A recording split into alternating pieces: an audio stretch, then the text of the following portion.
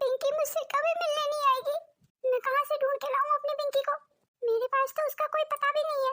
हे भगवान, अब मैं क्या करूं? और पिछले 2 दिन से मैंने कुछ खाया भी नहीं है। मेरी तो भूख से बहुत हालत खराब हो रही है। घर में कुछ बनाने को है ही नहीं। सारे पैसे पिंकी जो ले गई। भूख की वजह से तो मेरा दिमाग भी काम नहीं कर रहा है, मेरे हाथ पैर भी काम नहीं कर रहे हैं। ऐसी हालत में मैं अपनी पिंकी को कहाँ ढूंढूं? लीजिए आंटी जी, कुछ खाना खा लीजिए। तू क्यों आई है तू यहाँ? मैंने कहा अभी के अभी चली जा यहाँ से। मुझे तेरी शक्ल भी नहीं देखनी है। आज तेरी वजह से पिंकी घर छोड़ के चली गई है। अरे मैं पूछती हूँ, किसने कहा था तुझे मेरे और पिंकी के बीच में बोलने के लिए? मेरा विश्वास कीजिए आंटी जी, मेरा इरादा पिंकी को इस घर से दूर करने का बिल्कुल भी नहीं था। और आप थोड़ा सब्र कीजिए आंटी जी, आप देखना पिंकी इसी घर में वापस आ जाएगी, वो भी हमेशा के लिए। देख योगिता, मेरी बात सुन। अगर मेरी पिंकी को कुछ भी हुआ ना तो तेरा मैं जीना हराम कर दूंगी। आप देखना आंटी जी, पिंकी को कुछ नहीं होगा। पिंकी वापस घर आ जाएगी, वो भी हमेशा के लिए।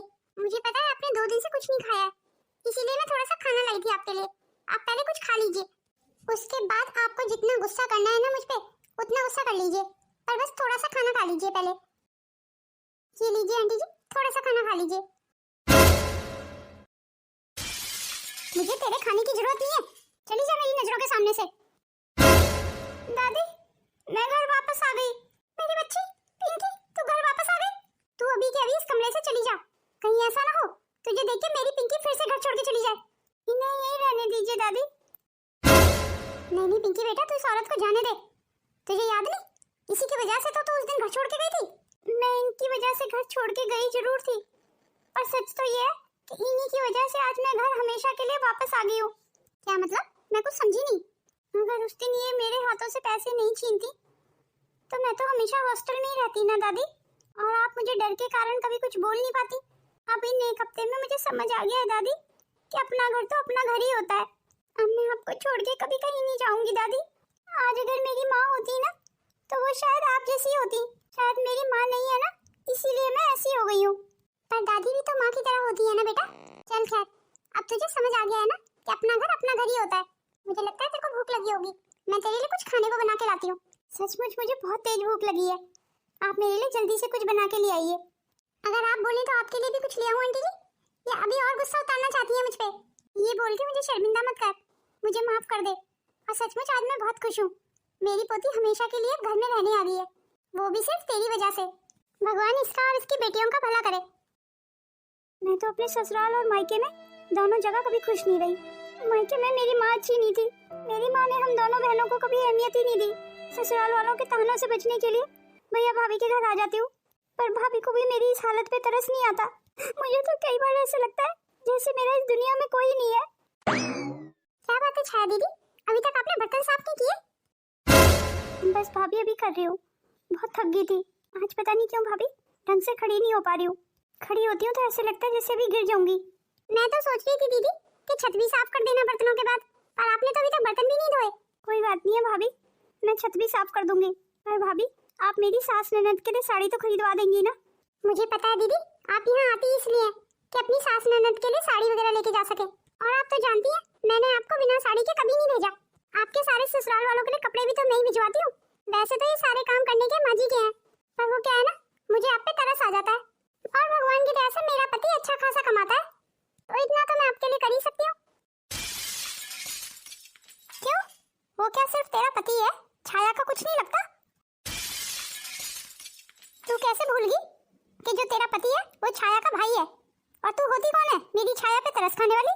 मेरी बेटी कोई अनाथ नहीं है, उसकी माँ अभी जिंदा है। भगवान की दया से छाया का भरा पूरा मायका है, और तू मेरी बेटी पे तरस खा रही है? तेरी हिम्मत भी कैसे हुई है बोलने की? ओहो माँ जी, आपको तो बहुत बुरा लग गया, आपकी तो बड़ी लंबी जबान आ गई। पर आज तक आप कहाँ थी? इन 7 सालों में तो आपने अपनी बेटी को मुड़ के देखा भी नहीं कि वो किस हाल में।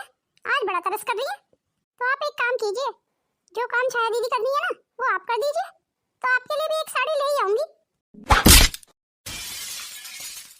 ये आपने क्या कर दिया माँ? भाभी पे हाथ उठा दिया? इस घटिया औरत पे हाथ तो मुझे बहुत दिन पहले ही उठा देना चाहिए था। आखिर ये अपने आप को समझती क्या है? इतने गंदे तरीके से तो आज तक योगिता बहू ने भी मुझसे कभी बात नहीं की। आपने मुझ पे हाथ उठाया, अब आप देखिए मैं क्या करती हूँ आपके साथ। आने दीजिए आज इनको। आप दोनों माँ बेटियों को ना इस घर से निकाला ना तो मेरा नाम भी मीनाक्षी नहीं। ऐसा मत कहिए भाभी, मुझसे मुंह मत मोड़िए भाभी। अगर आपने मुझसे मुंह मोड़ लिया तो मैं कहाँ जाऊंगी? अपनी माँ के पास जाना, और कहाँ जाओगी? मैंने तुम्हारा ठेका नहीं ले रखा। मैंने तो अपनी जिंदगी में अपनी माँ की जगह आपको ही दे दी है भाभी। अरे अरे, ये आप क्या कर रही हैं? भगवान के लिए आप मुझसे नाराज मत होइए। ये तू क्या कर रही है छाया? इसके पैरों में क्यों पड़ रही है? आप क्या चाहती हैं माँ? क्यों मेरी जिंदगी में ग्रहण बन के बैठ गई हैं? आपने तो मेरी शादी करके मुझे पीछे मुड़ के तक नहीं देखा कि मैं किन हालातों से गुजर रही हूँ। आपने आज तक कौन सा माँ का फर्ज निभाया है? चाहे भाभी मुझे 4 बात सुना लेती हैं, 10 काम करवा लेती हैं, पर मेरे ससुराल का मान सम्मान तो रख देती है ना। अगर आज आप ही अच्छी होती तो मुझे किसी की बातें सुननी पड़ती, और तो और मुझे ऐसे ससुराल में रहना ही नहीं पड़ता। मेरे ससुराल वालों को मैं नहीं चाहिए माँ, बस अपने घर का वारिस चाहिए। इसीलिए जब से उस घर में गई हूँ मैंने बच्चे पैदा करने के अलावा और कोई काम नहीं किया माँ। और अगर इस बार भी लड़की हो गई तो मैं फिर से बच्चा पैदा करूंगी, और जब तक बच्चे पैदा करती रहूंगी जब तक कि लड़का ना हो जाए, और हो सकता है इसी बीच में मर भी जाऊं। पर किसी को मेरे जीने और मरने से कोई फर्क नहीं पड़ता माँ। मैं किसी के लिए मायने नहीं रखती। शायद हम बेटियां इसीलिए पैदा होती हैं, सिर्फ बच्चे पैदा करने के लिए। इसलिए भगवान के लिए माँ मैं आपके हाथ जोड़ती हूँ, मुझे मेरे हाल पे छोड़ दीजिए। अब तो बातें सुनने की इतनी आदत हो गई है ना माँ, अपने ससुराल में इतनी बातें सुन चुकी हूँ कि भाभी अगर कुछ बोलती भी है ना तो मुझे कुछ महसूस ही नहीं होता। अब आप मेरी फिक्र मत कीजिए माँ, अब बहुत देर हो चुकी है। सचमुच दीदी आप हमें पढ़ा दिया करेंगी? हाँ हाँ बिल्कुल, तुम्हें जो भी समझना आए ना तुम मेरे से पूछ लेना, मैं तुम्हें बता दूंगी। हम खूब पढ़ना चाहते हैं दीदी, जिससे हमारी अच्छी नौकरी लग जाए और हम अपनी मम्मी की मदद कर पाएं। खूब पढ़ाई करने के लिए तो बहुत पैसे खर्च होते हैं। क्या हुआ गीतू, तू एकदम से परेशान क्यों हो गई? पर हमारे पास तो पैसे ही नहीं है, तो क्या हम पढ़ नहीं पाएंगे? पर पढ़ाई के लिए तो पैसे भी खर्च होते हैं, क्योंकि किसी भी अच्छे स्कूल में पढ़ने के लिए बहुत सारी फीस देनी पड़ती है। फिर तो नहीं लगता दीदी कि हम कभी किसी अच्छे स्कूल में पढ़ पाएंगे। हमारी मम्मी के पास तो पैसे ही नहीं है हमारी पढ़ाई पे खर्च करने के लिए, और हम अपनी मम्मी पे बोझ नहीं बनना चाहते, हम अपनी मम्मी की मदद करना चाहते हैं। दीदी तुम दोनों अपनी मम्मी के बारे में कितना सोचती हो, काश मैंने भी सोचा होता अपनी दादी के बारे में। दीदी हम कोई काम करना चाहते हैं। क्या मतलब काम करना चाहती हो? मेरा मतलब कोई नौकरी जिससे कि हमें कुछ पैसे मिल सके। नहीं नहीं, अभी तुम्हें काम करने की जरूरत नहीं है, अभी तुम बहुत छोटी हो। अगर बड़े होने का इंतजार करेंगे ना दीदी तो हमारी पढ़ाई का समय निकल जाएगा, फिर हम काम कैसे कर पाएंगे? काम तो हमें अभी चाहिए दीदी, ताकि उस काम से जो भी हमें पैसे मिले उससे हम अपनी स्कूल की फीस भर सकें। चलो मैं सोचती हूँ, शायद तुम्हारे लायक कोई काम मिल जाए। फिलहाल तुम अपनी बुक ले आओ, मैं तुम्हें आज से इंग्लिश पढ़ाना शुरू करती हूँ। सुबह से दोपहर हो गई, अभी तक कोई भी प्रेस के कपड़े देने नहीं आया। कई बार तो पूरा दिन मेरा खाली निकल जाता है। अगर इस तरीके से चलता रहा तो मैं तो किराया भी नहीं ढंग से भर पाऊंगी घर का। क्या बात है योगिता, खाली कैसे बैठी है? अभी तक कोई काम नहीं मिला? सुबह से दोपहर हो गई आंटी, कोई प्रेस के कपड़े देने ही नहीं आया। मुझे नहीं लगता योगिता कि प्रेस करके तू अपना पेट भर पाएगी, तो फिर मैं और क्या काम करूं? आप ही बताइए। मुझे लगता है तुझे कपड़े का काम खोलना चाहिए। कपड़े का काम? वो कैसे? तू ना दिल्ली जाके चांदनी चौक से कुछ सूट और साड़ियाँ खरीद ला। मैंने सुना है वहाँ आधे रेटों में सूट और साड़ियाँ मिलती हैं, और उन्हें यहाँ घर घर जाके बेच दे। हाँ आंटी आइडिया तो अच्छा है, जब किसी को सस्ते कपड़े मिलेंगे तो वो महंगे कपड़े खरीदने मार्केट क्यों जाएगा, सब तुझसे ही खरीदा करेंगे। पर आंटी कपड़े खरीदने के लिए तो पैसे लगेंगे ना, मेरे पास तो बिल्कुल पैसे नहीं है, और ज्यादा तो मदद नहीं कर सकती मैं तेरी। बस ये कर सकती हूँ कि तू इस महीने का किराया मत देना मुझे, किराए के पैसों से ही कपड़े खरीद ला। चल अब जल्दी चल, कुछ खाने को बना ले। जी ठीक है आंटी, चलती हूँ। तो क्या अब तू मुझे कभी माफ नहीं करेगी? मैं मानती हूँ कि मैंने तुम दोनों बहनों के साथ बहुत गलत किया। आपकी माफी मांगने से अब क्या होगा? मेरी जिंदगी तो बर्बाद हो ही गई ना। मैं पढ़ना चाहती थी माँ, आपने मेरी जबरदस्ती शादी करा दी, और वो भी गाँव में, सिर्फ मुझसे पीछा छुड़ाने के लिए। तुम मुझे अपनी गलती सुधारने का एक मौका दे दे, उससे क्या होगा माँ? आप मेरे लिए क्या कर पाएंगी? आप तो खुद भैया भाभी के घर रह रही हैं। मैं तो कहती हूँ माँ, आप निखिल भैया के पास चली जाइए। वैसे भी आपने जो योगिता भाभी के साथ किया है ना, उसका पश्चाताप आपको करना ही चाहिए। निखिल भैया बिल्कुल अकेले हो गए हैं, आप वहाँ चली जाइए, उनका ध्यान रखिए। माँ, आपने मेरी लाल फाइल कहाँ रख दी? पर मैंने तेरी कोई लाल फाइल कहीं नहीं रखी। पर मैंने आपको ही दी थी माँ, आप याद कीजिए। पर तूने मुझे कब दी थी? मुझे तो कुछ याद नहीं है। ओहो माँ, मेरे पास बहस करने का समय नहीं है, आप जल्दी बताइए आपने लाल फाइल कहाँ रखी है, मैं ऑफिस के लिए लेट हो रहा हूँ। क्या बात है भैया, आप इतना गुस्सा क्यों कर रहे हैं माँ पे? अच्छा, आज तू माँ की वकील बन के आ गई है, क्योंकि उन्होंने आज तेरे से 2 मीठी मीठी बातें क्या कर ली। जब से तुम दोनों इस घर में आई हो ना, मेरा कोई सामान समय पे नहीं मिलता है। आप गुस्सा मत करो भैया, मैं भी आपकी फाइल ढूंढ देती हूँ। तू अपनी पत्नी से क्यों नहीं पूछता है फाइल के बारे में? घर का ध्यान तो आप रखती है ना, पर और मीनाक्षी को कैसे पता होगा? वो तो दोनों बच्चों में बिजी होती है। बच्चों के अलावा भी घर में 100 चीजें होती हैं। हर समय बच्चों को गोद में कौन लेके बैठता है? और तेरी पत्नी को तो बहाना चाहिए बैठने का, और तू है सारा गुस्सा हम पे उतार देता है। अरे तू अपनी पत्नी को क्यों नहीं कुछ बोलता? जब हर चीज का ध्यान मीनाक्षी को ही रखना है तो आप दोनों यहाँ क्यों रह रही हैं? देखा ना तूने इसको कैसे बात कर रहा था मुझसे? आप निखिल भैया के घर चली जाइए माँ, और मैं अपने ससुराल चली जाती हूँ। मुझे नहीं लगता आपका यहाँ गुजारा होने वाला है। जो बीज आपने बोए हैं वो तो आपको ही काटने पड़ेंगे। मैं मेरे बेटे से मिलने के लिए कितना तड़प रहा हूँ, पर पायल है कि मुझे मेरे बेटे से मिलने ही नहीं देती है। योगिता, तुम कहाँ हो? मुझे आज तुम्हारी बहुत कमी महसूस हो रही है। मैंने तुम्हारे साथ बहुत बुरा किया योगिता। क्या बात है माँ, आप इस हाल में? मुझे मीनाक्षी बहू ने घर से निकाल दिया निखिल। आइए आइए, आप अंदर आइए।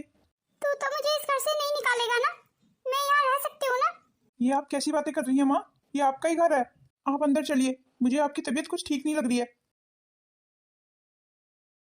मेरे किए का दंड आज मेरे बच्चों को भुगतना पड़ रहा है।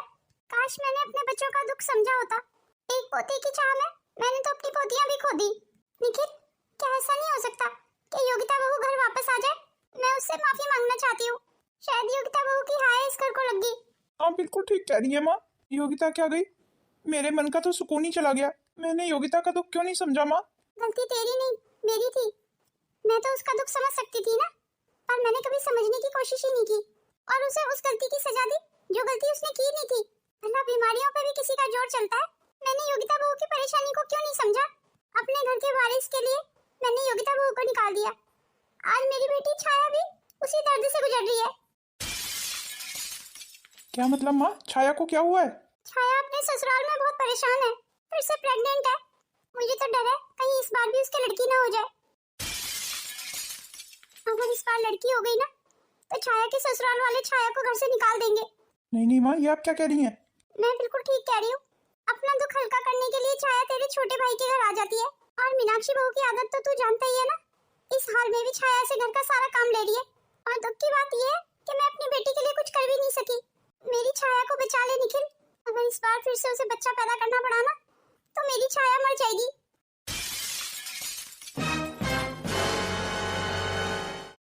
सचमुच योगिता, साड़ियाँ तो बहुत अच्छी हैं। तू देखना, ये हाथों हाथ बिक जाएंगी जैसे पहले बिकी थी। भगवान करे ऐसा ही हो। ये कुछ सूट के कपड़े हैं, बस भगवान ऐसे ही हम पे अपनी कृपा बनाए रखे। अरे तू बिल्कुल चिंता मत कर। इस बार हमें पूरे 4000 रुपए का मुनाफा हुआ है आंटी जी। ये सब तेरी मेहनत का फल है, आपके आशीर्वाद का फल है आंटी जी। अगर आप मेरा साथ नहीं देती तो मैं ये कभी नहीं कर पाती। जब सबने मेरा साथ छोड़ दिया उस समय आपने मेरा साथ दिया। आपका ये एहसान तो मैं कभी नहीं भूल सकती आंटी जी। बड़ों का आशीर्वाद तो बच्चों पे हमेशा ही होता है। और तू खुद भी तो इतनी अच्छी है और अच्छे लोगों का भगवान हमेशा साथ देता है। चल अब उदास मत हो, आज ये सारे कपड़े बेचने भी जाने हैं ना। अरे वाह, ये कपड़े तो बहुत अच्छे हैं। तुझे अच्छे लगे पिंकी? मुझे तो सचमुच बहुत अच्छे लगे। क्यों ना हम इन कपड़ों को ऑनलाइन बेच दें? ऑनलाइन? वो कैसे बेचते हैं? वो मैं आपको सिखा दूंगी। ऑनलाइन बेचने से आपको पैसे भी अच्छे मिल जाएंगे। अरे ये तो बहुत अच्छा विचार है और इसमें हम आपकी मदद करा देंगे। देखा योगिता, तेरे आने से मेरी पिंकी भी समझदार हो गई है। आपकी पिंकी तो पहले से ही समझदार थी आंटी जी, बस थोड़ा रास्ता भटक गई थी। चलिए फिर मैं आपका फेसबुक पे अकाउंट बनवा देती हूँ और ये बेचने का काम ना आप मुझ पे छोड़ दीजिए। मैं सोनू और गीतों के साथ ये सारे कपड़े आपके बिकवा दिया करूंगी। ये तो बहुत अच्छा हो जाएगा। फिर मैं दिल्ली जाके कपड़े और खरीद लाऊंगी। बस आप कपड़े खरीद के लाती रहिए, हम बेचते रहा करेंगे। क्यों दादी? हाँ हाँ बिल्कुल, क्यों नहीं। संभल के चल। क्या हुआ निखिल छाया को? माँ, छाया को अंदर ले जाइए। वो तो ठीक है, पर बात क्या है? मैं छाया को हमेशा के लिए घर ले आया हूँ माँ। आज के बाद छाया उस घर में कभी वापस नहीं जाएगी। वो इंसान नहीं, जानवर है जानवर। क्या हालत कर दिया उन्होंने मेरी बहन की। आप छाया को पहले अंदर ले जाइए। आप बता निखिल, बात क्या है? आप तो जानती हैं ना माँ, छाया के इस बार फिर से लड़की हो गई। अभी तो 5 दिन ही हुए हैं बच्चा पैदा हुए और छाया घर का सारा काम कर रही थी। उसकी सास उससे सारा काम करवा रही थी माँ। और आप छाया की हालत देख रही हैं, कितनी हालत खराब है इसकी। मेरी बहन का सिर्फ इतना ही कसूर है ना माँ कि उसके लड़का नहीं हुआ, तो क्या वो इंसान नहीं है? ऐसा सलूक तो कोई जानवरों के साथ भी नहीं करता है, जैसा छाया के ससुराल वाले हमारी छाया के साथ कर रहे थे। मैंने भी तो योगिता बहू के साथ ऐसा ही सलूक किया था, तो आज फिर छाया के साथ ऐसा सलूक हो रहा है, तो फिर हमें बुरा क्यों लग रहा है? भैया, मैं वो घर छोड़ के हमेशा के लिए आ गई हूँ। क्या बात है अलका, तू ऐसे अचानक से? भैया, इन्होंने दूसरी शादी कर ली। ये तो क्या कह रही है? और दामाद जी ऐसा कैसे कर सकते हैं? मैं उन्हें बच्चा नहीं दे पाई ना माँ। पिछले 5 साल से मेरी कोख सुनी है माँ, इसी के चलते इन्होंने दूसरी शादी कर ली। अब मैं दोबारा उनके पास वापस कभी नहीं जाऊंगी माँ। दामाद जी की इतनी हिम्मत, मेरी बहन के होते हुए उन्होंने दूसरी शादी कर ली। मेरी बहन के साथ इतना बड़ा धोखा। शांत हो जा निखिल, ये सब हमारे कर्मों का फल ही है। हमारे किए हुए कर्म आज हमारे सामने आ रहे हैं। तूने भी तो योगिता बहू के होते हुए दूसरी शादी की थी।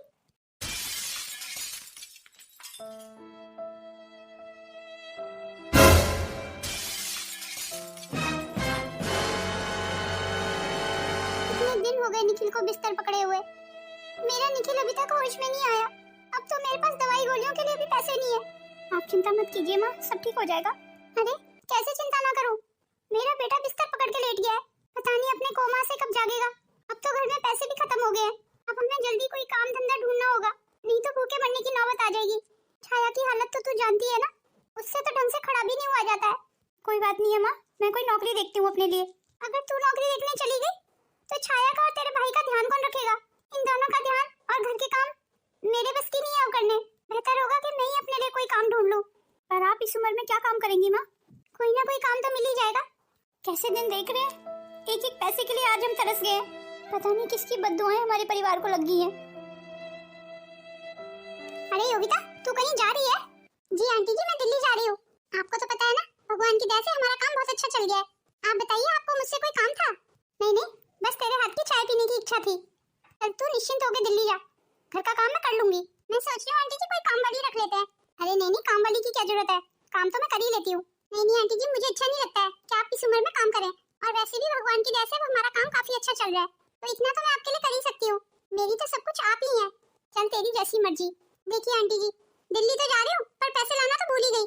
मैं अभी आती हूँ पैसे लेके। जी कहिए, क्या चाहिए आपको? बहन जी, मैं काम की तलाश में हूँ। अगर आपके घर में मेरे लायक कोई भी काम हो, मैं कुछ भी काम कर लूंगी। मना मत करना बहन जी, सुबह से काम की तलाश में घूम रही हूँ, कोई काम मिल ही नहीं रहा है। मुझे काम की बहुत जरूरत है। वैसे क्या काम कर सकती हो तुम? मैं घर के सारे काम कर लूंगी, आप कोई भी काम दे दीजिए मुझे। चलो फिर ठीक है, तो मैं इस घर में काम मिल जाएगा। ठीक है आंटी जी, फिर मैं चलती हूँ। अरे योगिता, ये एक औरत आई थी, इसे काम की तलाश है। हाँ हाँ, रख लीजिए आंटी जी। हटिए, मैं बात कर लेती हूँ। माँ जी, आप वो भी इस हाल में? योगिता बहू, मैं तुझे कितने दिनों से ढूंढ रही थी, मुझे माफ कर दे योगिता बहू। पर बात क्या है माँ जी, आप इस हाल में कैसे? तू क्या उस घर से गई? हमारे घर की तो सारी खुशियां ही ले गई। अपने घर वापस चली योगिता बहू।